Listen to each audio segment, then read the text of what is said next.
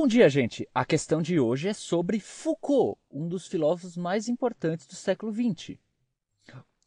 A lei não nasce da natureza, junto das fontes frequentadas pelos primeiros pastores.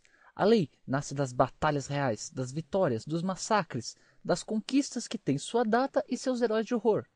A lei nasce das cidades incendiadas, das terras devastadas.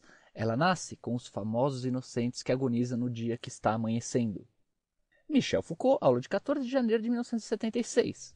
O filósofo Michel Foucault, que viveu durante o século XX, inova ao pensar a política e a lei em reação ao poder e à organização social. Com base na reflexão de Foucault, a finalidade das leis na organização das sociedades modernas é... Ora, gente, esse texto parece um pouquinho complicado, não? Pois é, mas calma, nós vamos descomplicar. Começando, claro, pelo começo. Qual é a pergunta central do teste? Ele quer saber basicamente o seguinte. Segundo Foucault, qual é a finalidade das leis na organização das sociedades modernas? Ai meu Deus, professor, socorro! Calma. A primeira coisa que a gente tem que destacar no texto, que é muito importante, é que para Foucault, a lei não é um dado natural, e sim histórico. Ora, mas por que, professor? Ora, porque, preste atenção no começo do texto, a lei não nasce da natureza. E o que diabos isso significa? Ora, se ela não é um dado natural, como o céu, por exemplo, que é uma coisa que em tese não muda, ela vai mudar ao longo do tempo, ela vai variar, assim como tudo que é histórico. Agora, se ela não nasce da natureza, ela veio de onde então? O que influencia sua mudança ao longo da história? Ora, fácil, a lei é um produto dos conflitos sociais. Ora, por quê? Porque Foucault diz que a lei nasce das batalhas reais, das vitórias, dos massacres, das conquistas, etc, etc. Isso é o que a gente pode chamar de conflito social. Calma que nós já vamos dar um exemplo prático de como que isso acontece. Mas antes, vamos fazer só mais uma colocação. A de que para Foucault, a lei organiza as relações de poder. Nossa, professor, agora mesmo que eu não estou entendendo nada. Calma, calma. Agora vem o exemplo prático, aí você vai entender tudo. Tente pensar um pouquinho nas suas aulas de Brasil Independente e lembre-se no contexto do Brasil durante a década de 30, o governo Vargas.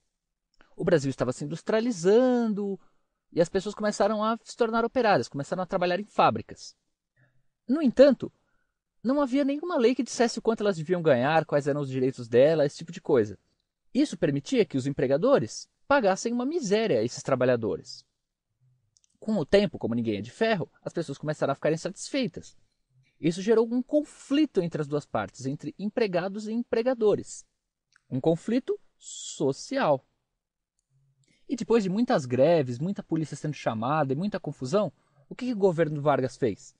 Criou as leis trabalhistas, que regulamentavam os contratos de emprego, definindo uma carga de trabalho máxima, férias, 13º, essa série de direitos que nós temos até hoje. E é por isso que a lei organiza as relações de poder.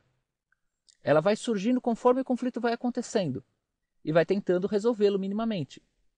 Outro exemplo. Quando se trata de relações entre estados, aí nós podemos mencionar a ideia de soberania nacional. Ora, para impedir que um país fique invadindo o outro quando der na telha, acordos internacionais estabeleceram a ideia de soberania nacional, que afirma que cada governo pode governar independentemente de seu território, pode criar leis próprias, pode definir políticas próprias, etc, etc. Então aí, novamente, há uma relação de poder. Por exemplo, o exército brasileiro, imagino eu, que deve ser muito mais forte do que o exército uruguaio. Só que o Brasil tem uma série de tratados internacionais a cumprir e, portanto, não pode sair invadindo o Uruguai assim, sem mais nem menos. Há uma relação de poder entre os dois. E a lei a organiza. Cria essa ideia de soberania que o Brasil tem que respeitar. E se ele romper esse pacto, ele vai ter que aceitar as consequências desse ato. Muito bem? Então agora vamos voltar lá para o teste. Com base na reflexão de Foucault, a finalidade das leis na organização das sociedades modernas é, ora, como nós viemos explicando, organizar as relações de poder na sociedade entre os estados. Portanto, a alternativa E é a resposta do teste. Todas as demais alternativas podem ser eliminadas se você ter em mente que a lei nasce dos conflitos, a lei nasce das batalhas, etc, etc. Vamos lá ver. A alternativa A. A função das leis é combater ações violentas na guerra entre as nações. Ora, se a lei nasce do conflito, como é que a função dela é combater ações violentas? Claro que não, não é? Então a alternativa A está errada. A alternativa B. Coagir e servir para refrear a agressividade humana. Ora, também não, não é? Como é que ela vai convencer o ser humano a ser menos agressivo, se ela nasce justamente dos conflitos? Então a alternativa B também está errada. A alternativa C, criar limites entre a guerra e a paz praticadas entre os indivíduos de uma mesma nação. Ora, claro, né? A lei nasce das cidades incendiadas, das terras devastadas, etc, etc.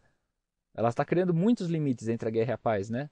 Claro que não, não é, aluno. Ela está nascendo justamente desse confronto, mais uma vez. Então, a alternativa C também está errada.